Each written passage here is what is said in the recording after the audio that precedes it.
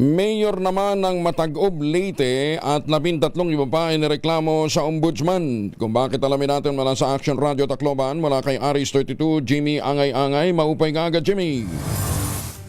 Isang reklamong sinampa sa opisinang ombudsman laban kay Matag-Ub, Leyte Mayor Bernard Tacoy at 13 iba pang municipal official at police personnel kaugnay sa umano'y unauthorized na cockfighting event.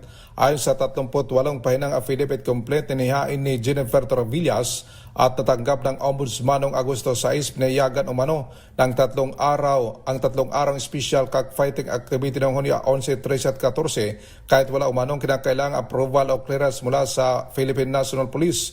Kabilang sa mga respondents sina Vice Mayor Romeo Albarida, ilang miyembro ng Sangguniang Bayan Municipal Licensing Officer Jose Jasper Doliantes at dating Matag-Ub Police Chief Major Jenio Nies Zamora. Ginit din sa reklamo na walang nilabas na Certificate of No Objection o kaukulang permit mula sa Leyte Police Provincial Office para sa aktibidad. Samantala tinanggi ni Mayor Tacoy mga aligasyon.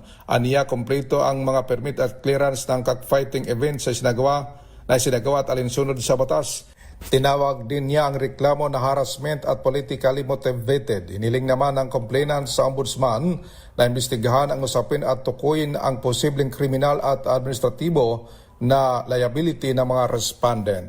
Mula dito sa DYVL Action Radio Tacloban, ito si R32 Jimmy Angay-Angay para sa DZRH, una sa Pilipinas, una sa Pilipino. Maraming salamat, Jimmy.